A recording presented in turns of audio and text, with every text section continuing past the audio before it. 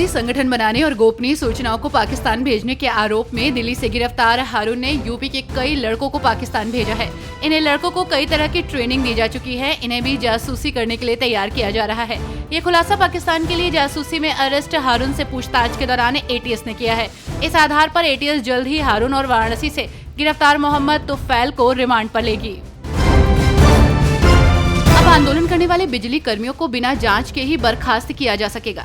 नियुक्ति प्राधिकारी को बर्खास्तगी के साथ ही पद से हटाने, पदोन्नति करने का भी अधिकार दे दिया गया है। इसके लिए पावर कॉर्पोरेशन की कार्मिक यानी कि अनुशासन और अपील विनियमावली 2020 में संशोधन किया गया है। पूर्वांचल और दक्षिणांचल के निजीकरण प्रस्ताव को लेकर बिजली कर्मियों की ओर से विरोध प्रदर्शन किया जा रहा है। 29 मई से अनिश्चितकालीन कार्य बहिष्कार की चेतावनी दी गई है। अगर ऐसे में हड़ताल की गई तो बर्खास्तगी हो सकती है।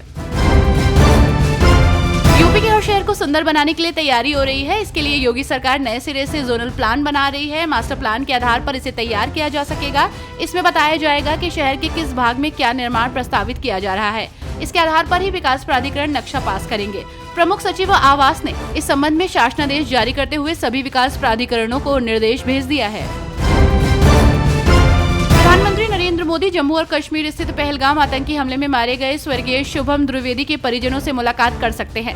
ये जानकारी सूत्रों ने दी है। आपको बता दें कि प्रधानमंत्री नरेंद्र मोदी 29 मई को बंगाल, 30 मई को बिहार के रोहता और यूपी के कानपुर में जनसभा को संबोधित करेंगे। इस दौरान पीएम मोदी कई परियोजनाओं का शिलान्यास भी कर सकते हैं। इस दौरान वो शुभम द्विवेदी के परिवार से भी मिल सकते हैं। समाजवादी पार्टी के राष्ट्रीय अध्यक्ष और उत्तर प्रदेश के पूर्व मुख्यमंत्री अखिलेश यादव ने बीते 3 दिनों से राज्य भर में आंधी, बारिश और तूफान से हुई तबाही पर गहरा शोक जताया है। उन्होंने कहा कि इस प्राकृतिक आपदा में अब तक 50 से अधिक लोगों की जान जा चुकी है, जो बेहद दर्दनाक है। उन्होंने पीड़ित परिवारों के प्रति संवेदना प्रकट करते हुए सरकार से तुरंत राहत और मुआवजे की मांग की है। यूपी के बहराइच में शुक्रवार की रात भारत नेपाल सीमा पर एसएसबी ने एक संदिग्ध को पकड़ा है। उसकी भाषा काफी अजीब है, जो स्थानीय निवासियों से काफी अलग है। एसएसबी की पूछताछ में उसने पाकिस्तान का नाम लिया है। उससे आगे पूछताछ जारी है। मामला मोतीपुर क्षेत्र का है। यहाँ भारत नेपाल सीमा पर एक युवक घूम रहा था।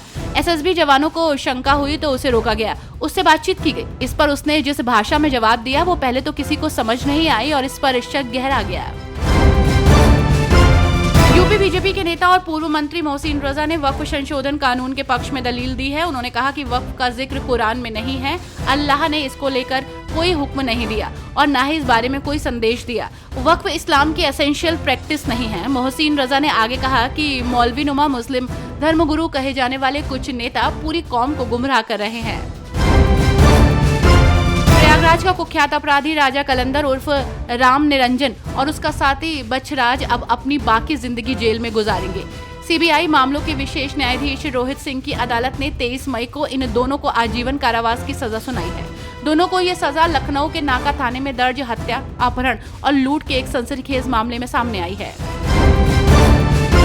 उत्तर प्रदेश के गाजियाबाद में 4 नए कोरोना के मरीजों की पुष्टि हुई है, जिससे स्वास्थ्य विभाग में हड़कंप मच गया है। इनमें से 3 मरीजों को होम आइसोलेशन में रखा गया है, जबकि एक मरीज की स्थिति को देखते हुए उसे अस्पताल में भर्ती कराया गया है।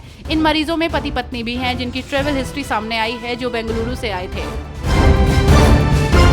फिरोजाबाद में सरकारी ट्रॉमा सेंटर में देर रात अचानक बत्ती गुल हो गई। बिजली के चले जाने से स्वास्थ्य सुविधाएं पूरी तरह से प्रभावित हुई हैं। फॉल्ट होने के चलते ट्रॉमा सेंटर के कारण जनरेटर से बिजली आपूर्ति बहाल करने की कोशिश की गई, हालांकि वो भी विफल रही। देर रात गुल हुई बिजली से मरीजों के साथ साथ डॉक्टरों को भी काफी परेशानी का सामना करना पड़ा।